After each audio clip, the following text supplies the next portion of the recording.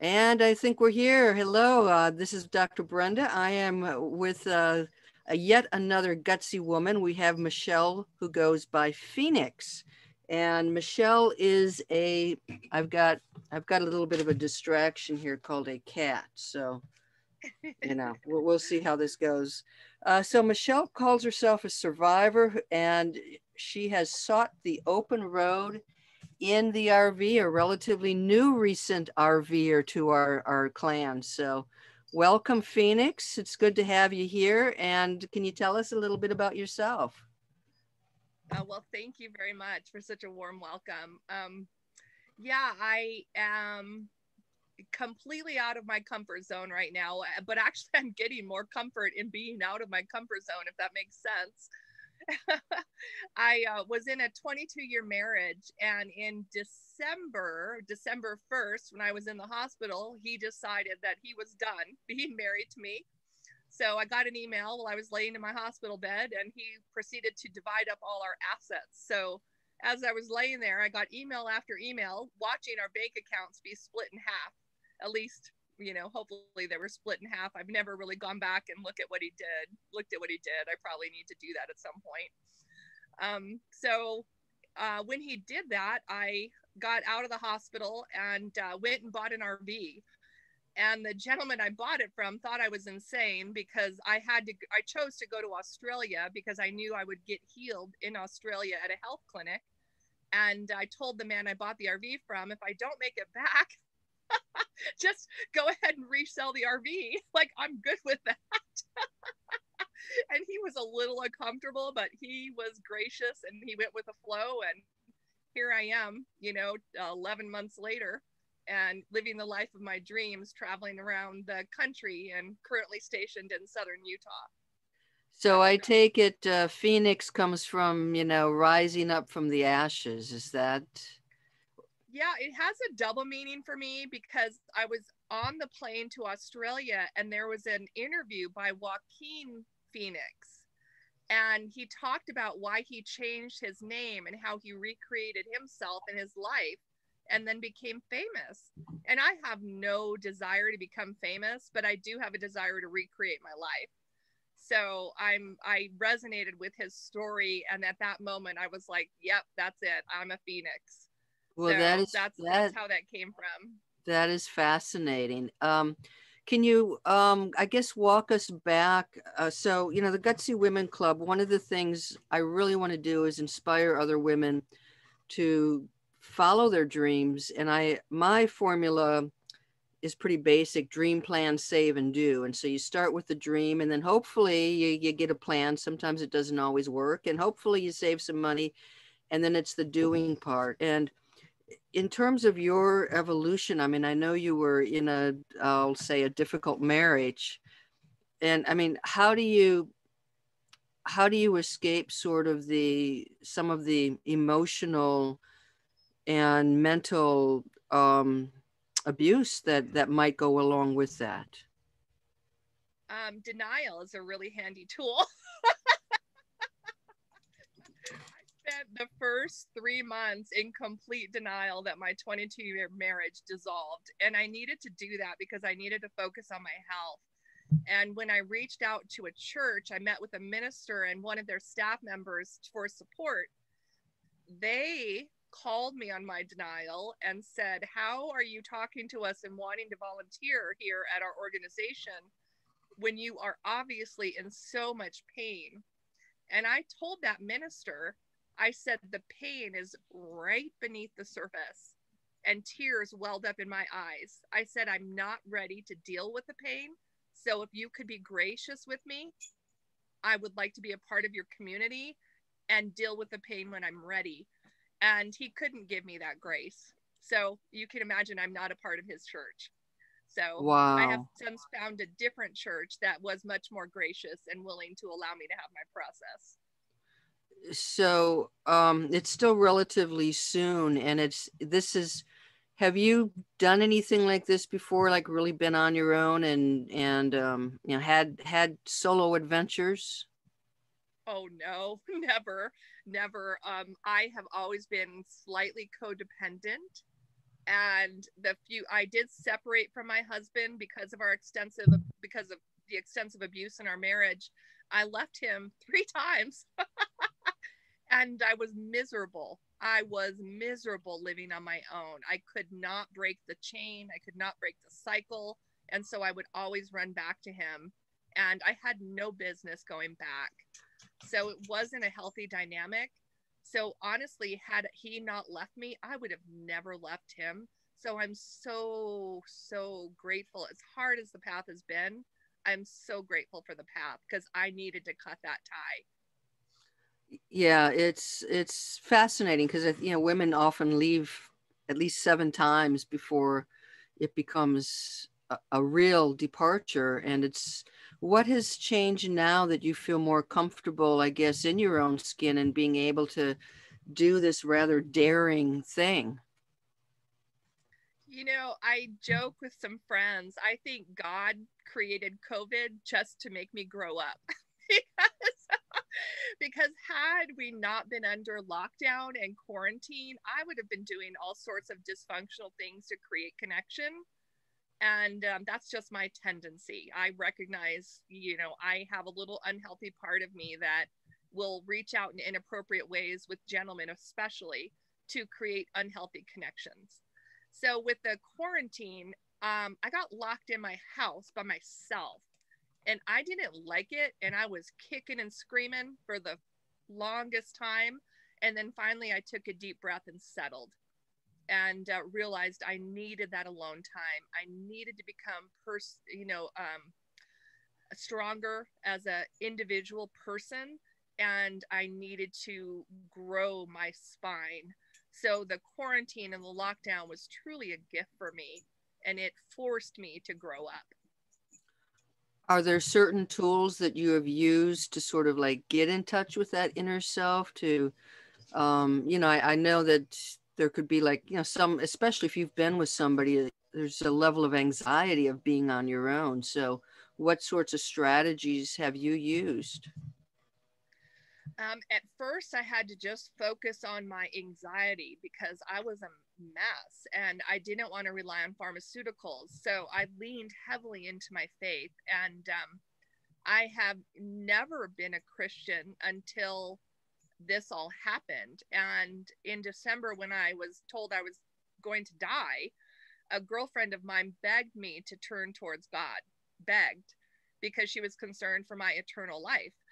And so I reluctantly, to get her to stop yelling at me, finally said, fine, I'll give him a shot. I'll give God a shot. So so I leaned heavily into my faith. I turned towards the Bible. I went to the Christian music world, which I was completely unfamiliar with. Now I have several playlists that help me settle depending on what I'm experiencing, whether it's a health challenge or an emotional challenge, or I need strength to conquer something that I haven't yet had the courage to do. So I'm really using music a lot.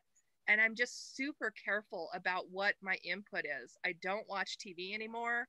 I've had to disengage from the political arena because I'm super involved and I care a lot.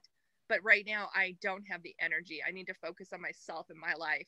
So I'll be back to those other things. But right now, it's about me. And it's never been about me in my entire life.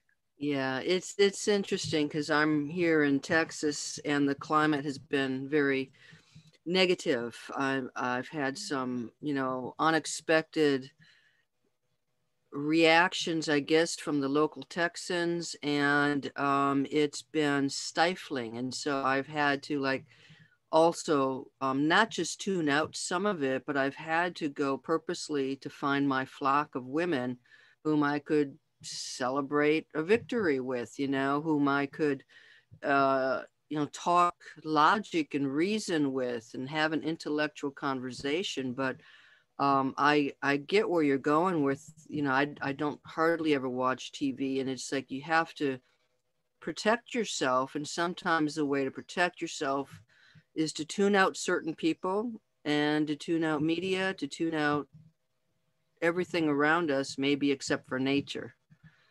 Yes, exactly. I have watched a couple things on TV in the last year, but they're Christian inspirational movies because I need that. I need to have someone else's story inspire me. So there's a few movies that I've watched, not many, but the ones that I have watched have been very purposeful and have given me a lot of inspiration.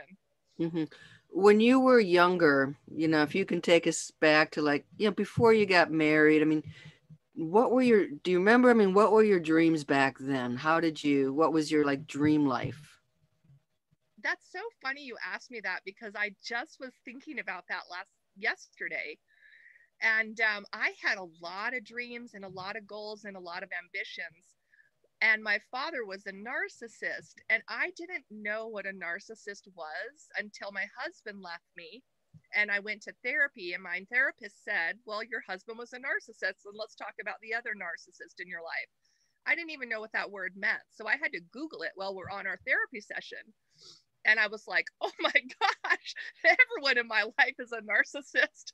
I didn't even know what it was. So so once I realized that, like, I got, because when my ex left me, everyone left me. My mom, my kids, my friends, and I had 30-year friendships that walked out when I got sick. And I had to get real clear. Like, the therapist said, I'm a narcissist magnet, and I am. So it opened my eyes to something I didn't even know was a problem in our country. And it's a big problem. I am not the only woman that has had this experience.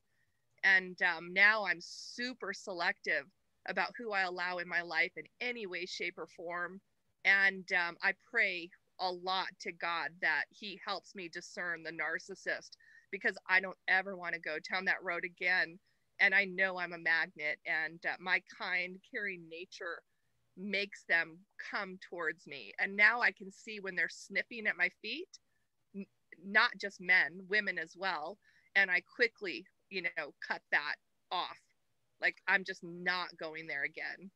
So the relationships you had were often based on your husbands, and people just kind of like abandon you then? I still don't really understand why everyone left. Because no, my husband only has one friend, which is a sign of a narcissist, but I didn't know. And so these were all my friends. But what it was is, I'm a nurturer and I'm a giver. And I didn't realize that I gave so much to everybody else all the time. And I really thought it was my job to make people happy. I thought it was my job. If they weren't happy, I would find a way to make them happy. And that would be me making them a meal, a gift, taking them out for an evening. I just gave myself until I had nothing left. And that's why I got sick. My husband was a big part of that, but it was also the way I was living my life.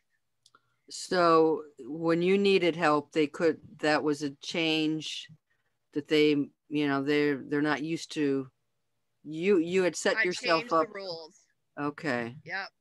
I changed the rules. I was no longer able to give to them, so they had no use for me. It's fascinating because I see like the combination of, first of all, having an incredibly, somebody tell you you're dying. So that's got to result in some transformation. And then the second thing I think is age. I mean, I feel like I know for me that as I've gotten older, I know very quickly who I'm going to hang out with and who I'm not. And if anybody there is giving me negative vibes, that's it. I don't get closer. But Amen. Amen. but yeah, so I mean, I'm curious about like getting healed in Australia. Can you tell us more about, what transpired and what was going on, that and how what they had in Australia that was not here? Yeah, I'm happy to. I love sharing this story. November 3rd of 2019 was my birthday. And my ex and I don't know what to call him anymore. I need to figure that out. I don't want to acknowledge him by name because he doesn't deserve it. But my ex and I got back from a vacation, and I was super tired, but I ignored that tiredness like I often did. I always push myself way too hard. And that's something I've changed. I now listen to my body much more closely. So I was super tired, but I came home and there was lots to unpack and lots to do. So I just hit the ground, and it was 10:30 at night, and I just kept running. And then all of a sudden I had a seizure. So I didn't think much of it because I'm weird. And I had my little seizure, which was very scary. It would lasted for a few minutes, and it was very scary. And I just got up and went to bed. And then the next morning I went to work. And my girlfriend, who I worked with, said, "What are you doing here? Why are you driving? You had a seizure. Like, you shouldn't even be driving." So it was kind of her, and it was also unfortunate because it set me down a rabbit hole of medical testing that got me sicker and sicker and sicker. So at one point they had tried to induce a seizure to see what was causing the seizures in my brain, and that test set off a chain reaction with my nervous system where I stopped sleeping. So I didn't sleep for over a month at all, not one minute. And I'm still struggling with that nervous system, but it's healing now that I'm out in nature. I've got to be real careful about the things I expose myself to. If I get too stressed or I'm exposed to too much electronic activity, I feel it in my nervous system. So I've been doing some very calculated things to help reset that. And in Australia, well, that testing, I went to 26 doctors between November and December, and I was hospitalized and as an emergency patient 4 times, and I almost died twice. And the doctors and I were fighting because I knew I wasn't going to die. I knew that there was a reason it was all happening, and I was doing extensive research because I couldn't sleep. And so I would suggest tests, and they were angry because I wasn't a doctor and they were, and they wouldn't give me the appropriate testing. And I told them what I thought was going on, and they laughed at me. And then when I decided to go to Australia to seek non-conventional treatment, he said I would die if I got on the plane. And I told him flat out, "You already said I was going to die. So if I die on the plane, I'm okay with that. They can just throw me out the door. Like, I don't have an issue." And so he was right. I got really sick on the flight to Australia. It was 22 hours. And, but I didn't die. I ended up in a wheelchair. So when I got to the health clinic, I wasn't walking well at all. I was twice the size I am now from swelling. And within 48 hours, they had me jogging. So it was a pretty fast recovery, and they operate on something called the 8 laws of natural health. It's very basic, but we here in America don't know those laws of natural health. So it's nothing fancy at all. It's detoxing and fresh foods, and I'm passionate about these 8 laws of natural health. And I want to share that message with women, eventually as I get better myself, because I think it can save a lot of people's lives. So how can women find out? I mean, do you have a source now? Any tools that women can go to? I mean, I'm curious myself what the 8 laws are, and it seems like it's something that everybody would benefit from regardless of the state of their health. For sure. And there are very few people in America that talk about this. So I felt like I went to medical school in Australia. I literally sat through hours of lectures every day, and my training is in project management. So I'm a scribe, and I would just take copious amounts of notes. So I have basically an entire book on my laptop that I just need to organize. But I've got things now that I'm happy to send to women that are, curious. It's just not in a structured format. But yeah, I mean, they taught me how to help people with cholesterol and aneurysms and heart attacks. And it's amazing what I learned in Australia. So I can't wait to organize and assimilate this information and make it available to people here in America. And the lady in Australia has a book, and I'm happy to share that. I can provide you with that information. I don't even know where it's for sale in America. I haven't even looked, but she gave me one. So I'll do research. And if I have to, I'll have her ship me some books that I can, send out to ladies here in America, because this information needs to get out. Yeah, within the YouTube description of this, definitely will include some links. But this, I know there are going to be people here who are dealing with some pretty serious health issues, and they're not going to want to wait to the end of this video either. So can you tell them how they might connect with you? Yeah, absolutely. I have a page that I'll give you a link to on Facebook. It's Life in an RV. Oh, I'm sorry. It's Phoenix Rising Life in an RV, but I'll give you the link. Okay. But I haven't, even on that page, I haven't organized my medical thoughts. Yep. So I also have an email address, which I'll share. You can put in the link, and they can email me, and I will respond and help in whatever way I can. This is not about money for me at this point. This is about getting the message out and helping people, because I watched miracles at this retreat. The man I got closest to was in his 70s, married for over 50 years, and he had prostate cancer, and it wasn't looking good, and he refused to have the operation at his age. So he just messaged me about a month ago, and he continued the Australia protocol that he was put on, and now his numbers are normal. So he healed himself from prostate cancer following these 8 laws of natural health. And I am so happy for him, and I can't wait till the country opens back up. He lives in New Zealand, and he and I have a date to celebrate once I can get over there. That sounds fantastic.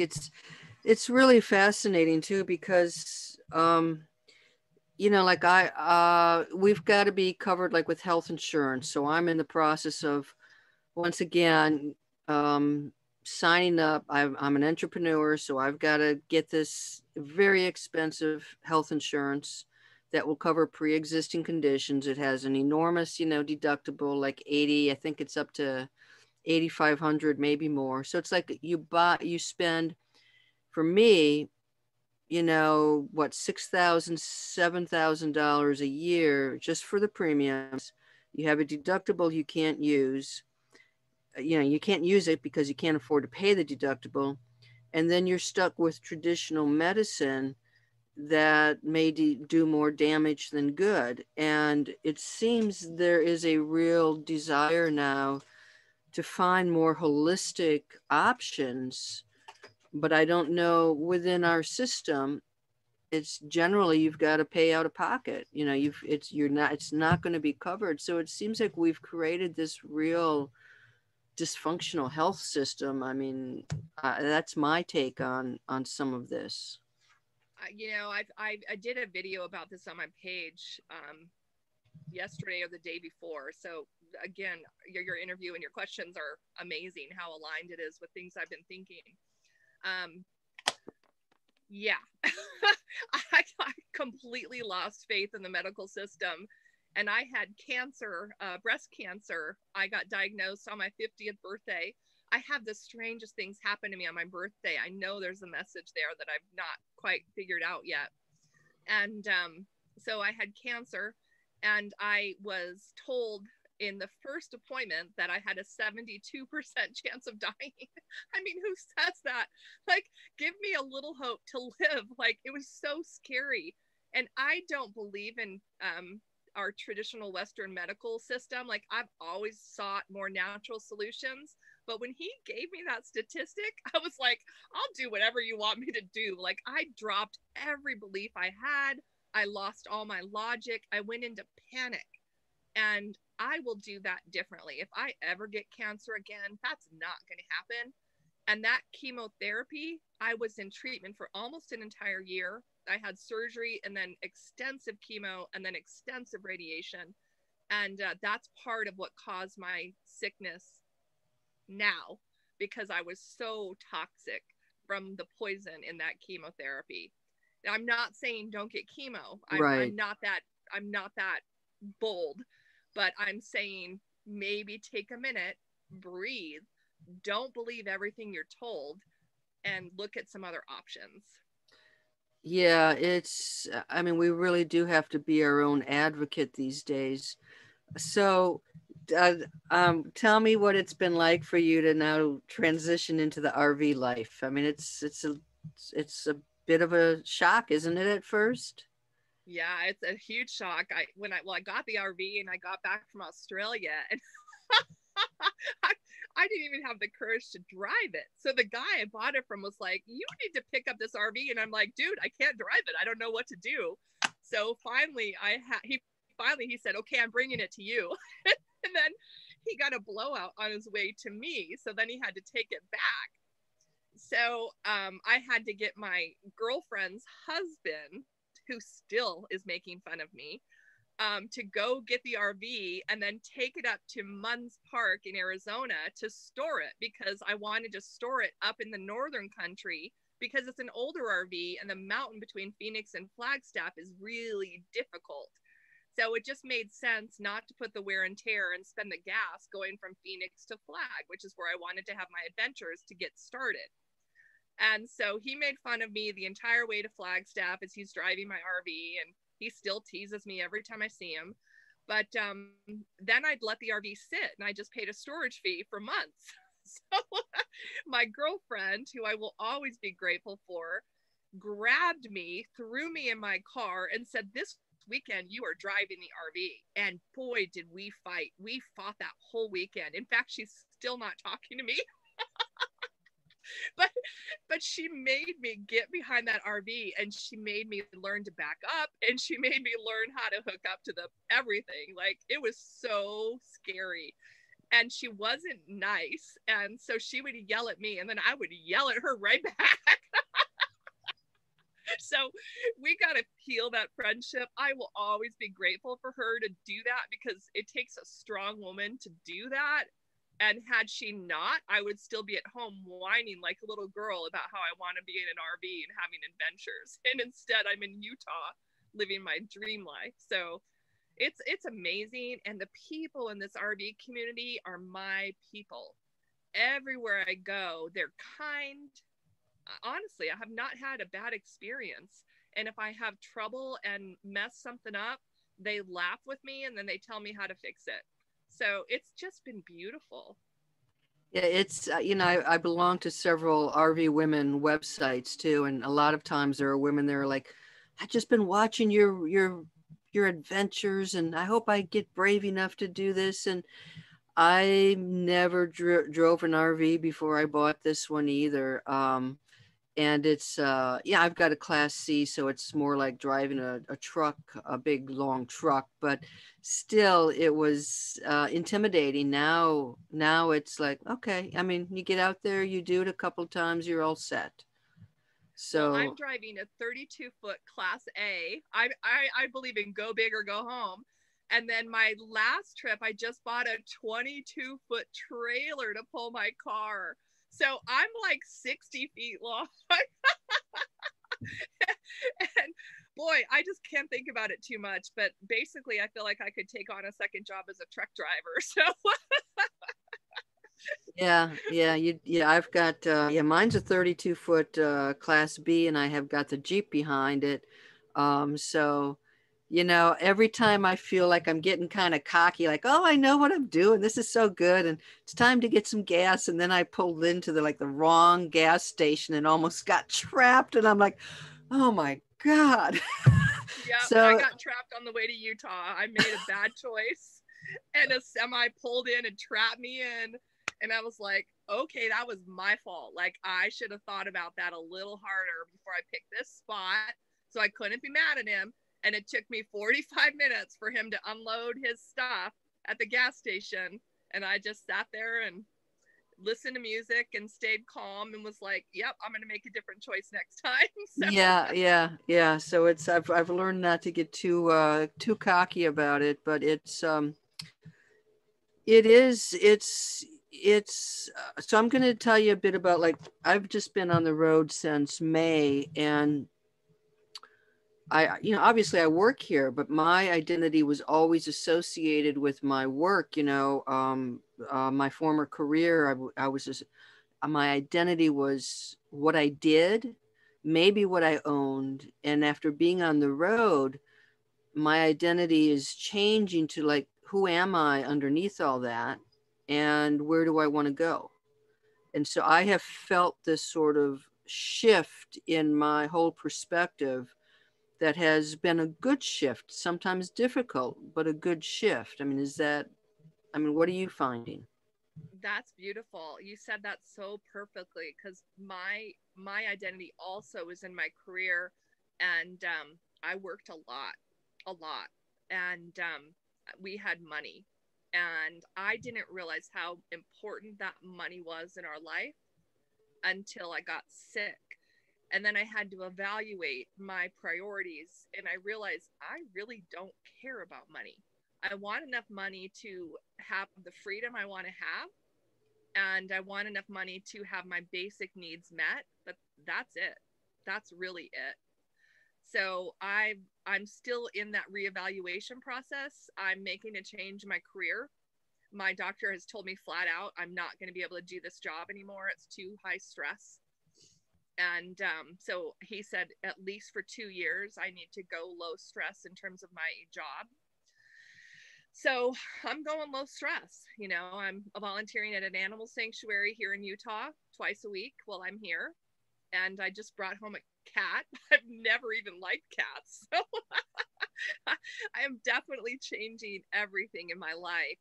And I'm going to be going back to Arizona to my home, and I'm selling my home, and I'm donating most of everything I own. If it doesn't fit in the RV, it's probably going to be donated. There's a few pieces that are a little special to me, so I will store those because they have history.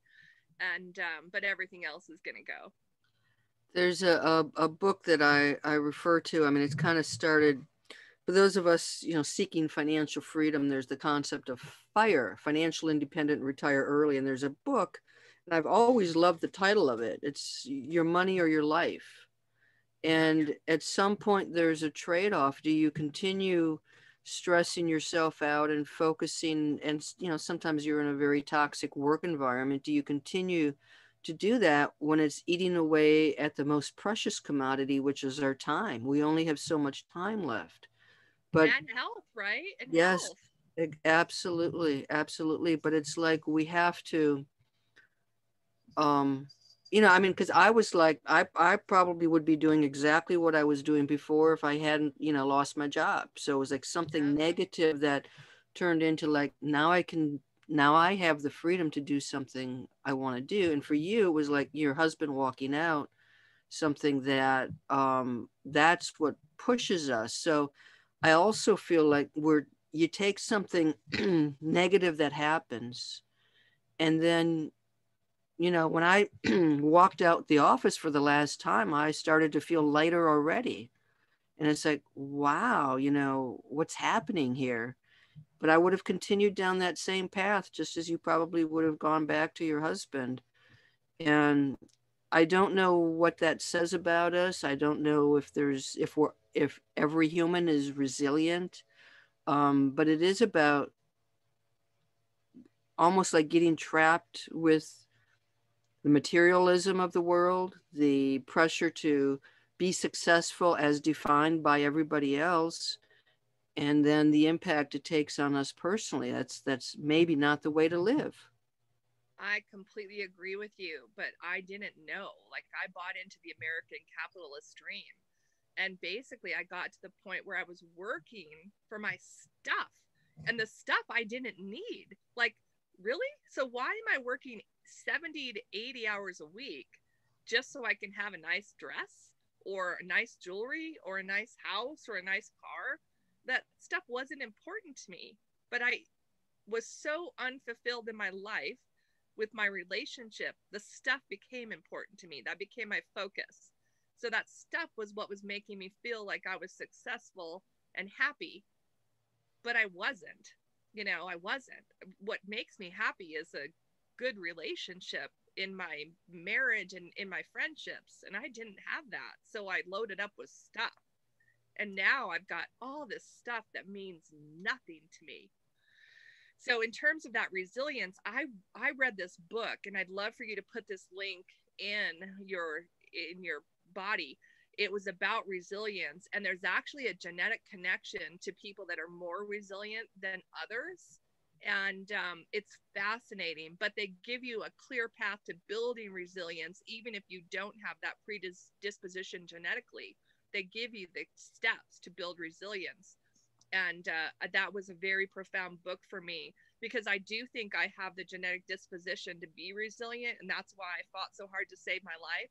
Because when I saved my life, I was like, well, that was stupid. I saved my life and now I have nothing. I've got a house and I've got stuff, but I have no people in my life. And so I actually considered killing myself multiple times, because I was like, that was really dumb. I should have just let myself die. And I'm not in that space anymore, but it was a dark, dark time. And I had some really dark thoughts, and I'm very glad I didn't execute on those thoughts, because now I am building the life that I've always imagined I would have. It just took me 54 years to get there. Well, it's interesting too, because, here we are with COVID, number of COVID cases skyrocketing. I mean, each day is a new record, and people have lost their jobs, they've lost their insurance, they've lost their loved ones, they've lost sometimes their health. And it's for some people who still have their jobs, maybe they're working from home. I mean, that people are like buying RVs like crazy, because they can, like, okay, I got to get out of here. I can't get my vacation, but maybe I can get in the little RV. But I'm also seeing, as an entrepreneur and as somebody who's just got my own business, I've seen entrepreneurs like totally switch their frame of business. If there's anything they can do, they're now going online, and restaurants doing takeout, face masks. All of a sudden you've got these wonderful options of buying. I mean, face masks has become a fashion statement, but you have women on Etsy making money that way. And it just feels to me like underneath all of this darkness, there is a silver lining for a number of people who have learned that maybe they don't need all the shit, that they thought they did. And maybe they've got more skills and more talents that they can market in a more meaningful way for themselves. That's I not, agree. yeah. I call that pivoting. Yes. And I have really gotten good at pivoting. And it happens every day, because I wake up with an agenda. That's my old way of being. I wake up with an agenda, and 9 times out of 10, nothing on that agenda gets accomplished, because I have to pivot, because there's something that comes up. I've messed something up in the RV. Yesterday, my dog hurt his back, and I had to go to an emergency vet 2 hours away. So I just have gotten really good at pivoting. I'm not attached to anything anymore. So I go with the flow, and I'm doing that with my career as well, because I'm going to recreate myself there. So I still have to earn income, and Yep. I'm going to figure that out and pivot. And I know it's going to be around this health stuff, because that's just speaks to my soul. So give me your ideal dream for, let's say we're coming back in 2025, and I'm talking to Phoenix. Describe your life. What's your dream? In 2025, I'm going to find between now and then, I'm going to find the perfect place to land, which I kind of think it's going to be in Utah. And then I'm going to start a health and wellness center, mind, body, spirit center. I was thinking maybe Phoenix Rising Health, or Mind, Body, Spirit Wellness Center, something like that. I've got to massage the name. And I'm going to have 2 areas. One, a more exclusive area, and that's going to be for my clients that have the funds to pay. and to, get their health in order. The second area is my passion area. That's going to be for my people that don't have money. I have a huge compassion for veterans. I have a huge compassion for people on disability with low income. And I want to fund their treatment with the people that have the money. So I haven't defined the business plan yet, but I'm pretty good at business and I'm pretty good at fundraising. So I don't think this is going to be a problem. It's just going to take some organization. Well, I can see your face light up when you talk about it, and that is exactly what I find when I talk to. I've interviewed such a variety of gutsy women, and when I ask that question, usually their face lights up, and it's like, you know, maybe it's a bit vague, but there's something inner glowing about that. We're going to wrap this up, but I wonder if you can give some final advice for women who are maybe they're afraid right now to take that step to follow, to take the risks to follow those dreams. What kind of advice do you have for them? Well, one thing I want to say back to our conversation about face lighting up. Can you imagine our world if each one of us did what made our face light up? Like, how different would our planet be? Yeah. How different would each day be if we all got to do what brought us joy? And would the fighting stop? Would the need for war stop? Would we connect? I think we would. I really think that's a big part of the recipe for a successful world. So my advice for women that want to take a step, that want to make a change, is to go within and to look at what makes your heart sing, and then to find your spiritual guidance, whatever that is. I am really into the Bible right now, but that hasn't always been my source of inspiration. I've spent much time in other books. I've learned about all sorts of faith traditions, and I read books from every one of them. I do not discriminate, and I find wisdom and strength in those messages. And when you really get into them, it's all the same. The words are different, and the people they pray to are different, but a lot of those messages are really, really aligned. So it's us as people that create separation because the messages are unified. So we need to stop judging each other as they walk down different paths than we choose, and just embrace the wisdom that's been passed down from our ancestors and from, whoever we seek spiritual strength from. Well, that is a very positive and powerful message to end this particular show. So, Phoenix, I thank you so much for being with us. It's been a pleasure getting to know you. And we'll have those links and talk. I mean, I hope I am back in 2025 and we have this discussion. I hope so too. I'd love to have you at my wellness center. No charge for you. Okay, well, thank you all, and Gutsy Women, that is it. We're wrapping it up, and until next Wednesday, you take care. Bye-bye.